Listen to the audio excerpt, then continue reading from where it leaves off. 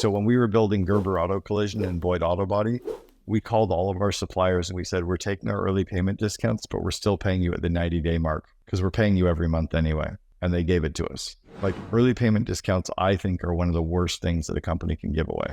This is a long question, but I'm going to just start from we are a company, self-funded company, and what we pay attention to are lowering our cost. So one of the objectives this year is cost to GP ratio, meaning we are going to carve out some money from our GP and we are going to invest it for next year. But some of the things that need investment does not necessarily mean they're going to turn into a gross profit, which will then delay the investment. How should we think about that as a growing company at about 40-50 million revenue and a gross profit margin? What should be the priority of a company at this stage?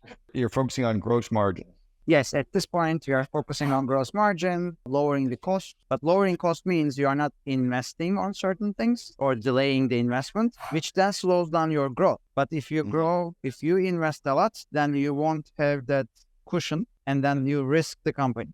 How much have you raised prices in the last 2 years? Well, every year we raise twice a year, beginning of the year and mid-year, and we push as much as we can. I think we might do better on that. Yeah. I would look, because if you can raise prices 1 or 2%, there's a really great past speaker, Roland Fraser, who did a fantastic presentation on the ratios and numbers in our business. And one of them was just, if you raise prices by $1 or if you cut something by 30 cents, the impact on gross margin and net is massive. And it's often less than we think it is. But right now we're getting margin compression because of inflation. I mean, inflation was not, thankfully, as bad this year as it was the year prior. This year it was only around 3 to 4% total. I think it was like 3.1% in the US. My gut is it was probably more like about 6. Last year it was between 9 and 10%.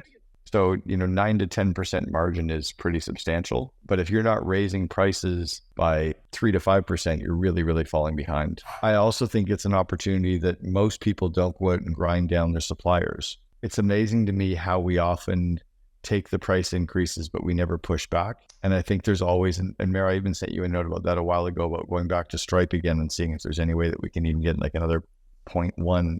Even if they say no, it's always worth asking. But whenever we go back to suppliers and try to negotiate, there's often room there, right? There's often room there if you go back out and ask. We had one of my EAs 20 years ago called FedEx, and with one phone call negotiated a 30% discount on all of our FedEx, which was about $300,000 a year. So she was saving us $100,000. And I said, how long did it take you to make that happen? She goes, 1 phone call. And I kind of looked at her, and a half hour later, she came back to my desk and she goes, I got us to 35. Like 2 phone calls. There's often room when you go out and actually cognizantly decide to look across your supply chain and look across your different suppliers to get some different expenses tightened up. It's often there. Who are you using for payroll for credit card processing right now or two?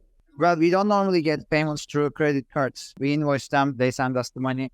We use something like QuickPay for truckload carriers. What we do is we give them some discount if they pay early. So to encourage them, yes, we are trying to get paid earlier than we pay to the carriers. I would also be careful with giving away the early payment discounts, or I would tighten up your early payment discounts. If you currently give 2%, move it to 1.5. If you do 1.5, move it to 1. If it's 1, move it to 0.8. So when we were building Gerber Auto Collision and Boyd Auto Body, we called all of our suppliers and we said, we're taking our early payment discounts, but we're still paying you at the 90-day mark because we're paying you every month anyway. And they gave it to us. Like early payment discounts, I think, are one of the worst things that a company can give away.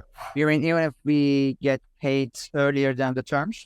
I'm not always sure that we get paid earlier than the terms. I think sometimes if we had one of our competitors that sent out all the invoices on pink paper and in pink envelopes, and they stood out. And because his invoices were on pink paper and pink envelopes, he got paid faster than he used to. There's other ways to get paid faster. What is the early payment discount that you give today? About like 5%. Oh God, that's so high. Yeah, like maybe you take it down to 3, that extra 2% drops straight to the bottom line. I don't think that anybody that's paying you is going to worry about 5% or 3%. I think they'll still pay you early to take the 3%. They might even pay you early to take the 2%. 5% is a lot. You need to understand the difference between a COO, a VP of operations, and a director of operations. And if you don't understand that, you're making huge, massive mistakes. So check out all the resources below on what the differences are between a COO, VP operations, and a director of operations, and how you can leverage the titles of people that are in those different roles.